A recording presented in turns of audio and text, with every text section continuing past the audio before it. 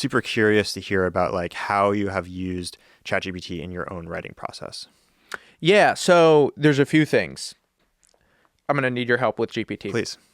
So what we're going to do is we're going to write a piece on how New York City, just by virtue of living here, allows you to have better taste. I love it. Great. So what we're going to do is we're going to say, what buildings in New York are the most beautiful and distinctive? Question mark. Give me a series of buildings built between 1910 and 1933. And why are you asking that?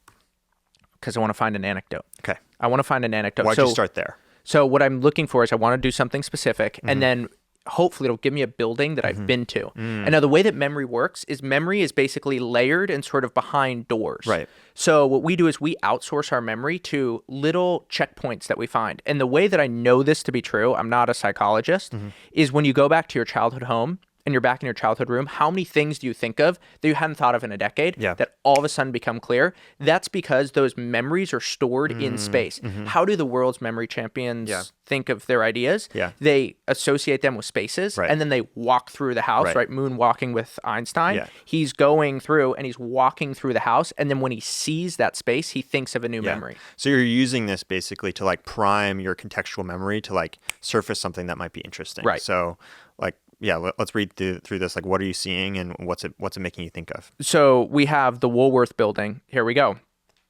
So now I just had an anecdote that showed up in the very first example, and we're going to change what it is that we're writing about. Great. Okay. So many years ago, I walked into the Woolworth building and I had a meeting. I was in college, and there was a guy who was big on Twitter who I was very intimidated to meet with, and he was working there. And we were talking about hiring, and he had a great line. He said, hiring and dating is a max function. So here's what that means. It means that certain things, what you're trying to do. So for example, if you're designing furniture in a room, it's not a max function because you need a bunch of different things that need to sort of play together and stuff like that.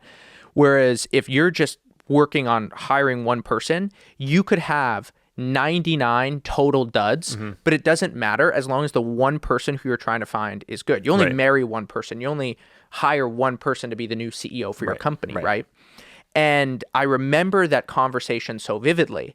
And the Woolworth building basically prompted that. And I could start that with an anecdote. And I could basically say, there's certain parts about the world where the averages really matter. So ask, what is the opposite of a max function?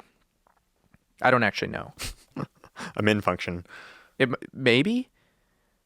Well, there's probably max, min, and then there's probably like a distributed one. So there's some functions where all that matters is how good your top value is. And then there's other things where how many things you have are really useful. And what I would just say is now we've just set up a piece that basically present two different ways of walking through the world in two basically fields that you can play in. Certain things are about maximums and minimums. Certain things are about the broad swath. So now you asked about an anecdote. We went into GPT. We found the anecdote. I was this college kid. I was nervous. I was an intern. I didn't actually know what this meant. And now we can basically write a short piece to say, whenever you enter a working arrangement, whenever you enter a project, you can ask, is it the max function or is it this other thing that we're setting up? And now we've just given someone a worldview just off the top of our head. I think that's really, really amazing. And it's like, and one thing that I want people to notice is that we went in thinking we were going to write an article about New York City and taste. And we came out with this max min thing or max and average thing. And that's just how the creative process works. Like that is not a mistake. The mistakes are the things that work, that turn into things that are interesting. And what you did is you had a little thing where you're like, I'm inspired about New York. Like I want to think about New York stuff. You threw it into ChatGPT. It like reminded you of this other story, and you just like followed that thread instead of being like, oh no, this is not on topic. Like I should filter that out. You're like, no, this is really interesting.